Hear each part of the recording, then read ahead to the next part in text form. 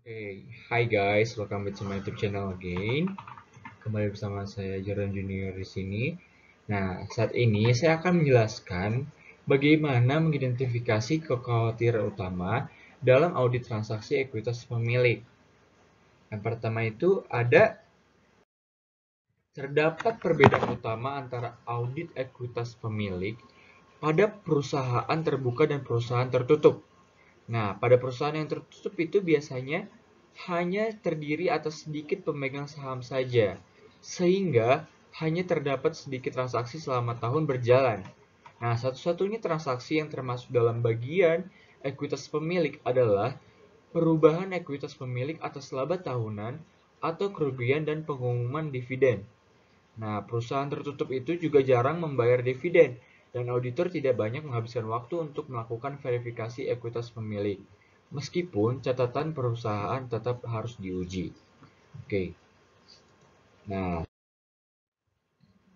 sedangkan untuk perusahaan yang terbuka, verifikasi ekuitas pemilik lebih kompleks, dikarenakan terdapat lebih banyak pemegang saham dan banyak perubahan individu pada individu pemegang saham.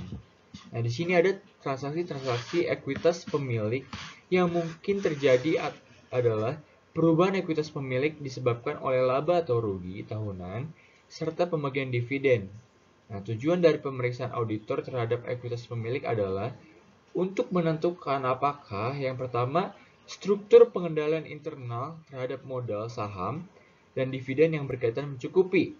Nah, yang kedua, transaksi-transaksi ekuitas pemilik telah dicatat sesuai dengan keenam tujuan spesifik audit. Yang ketiga ada saldo-saldo ekuitas pemilik telah disajikan dan diungkapkan sesuai dengan tujuan spesifik audit rincian saldo. Oke.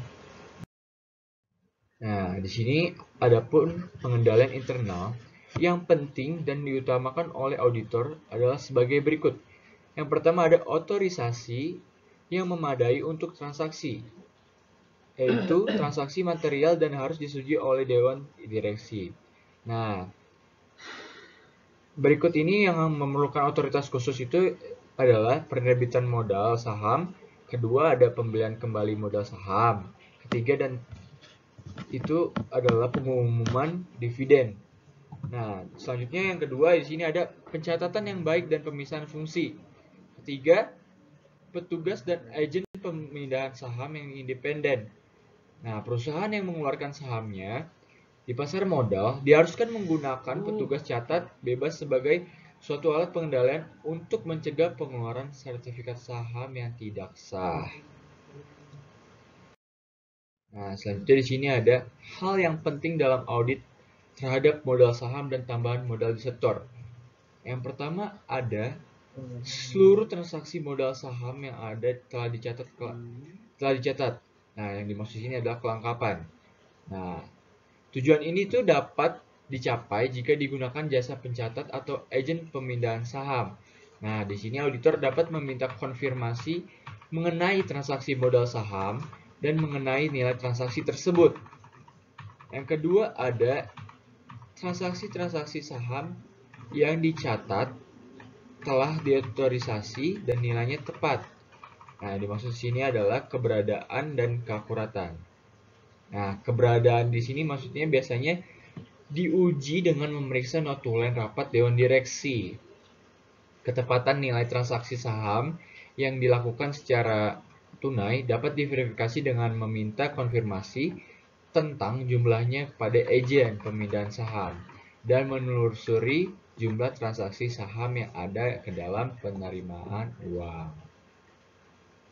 Nah, selanjutnya yang ketiga, terakhir ada modal saham dinilai dengan benar. Yang dimaksud sini adalah akurasi atau accuracy. Nah, maksud dari modal saham dinilai dengan benar adalah di sini saldo akhir dalam akun modal diverifikasi. Mula-mula dengan menentukan jumlah saham yang beredar pada tanggal neraca.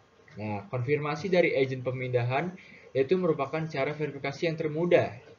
Jika tidak ada agen pemindahan, maka auditor mengandalkan pada pemeriksaan atas catatan.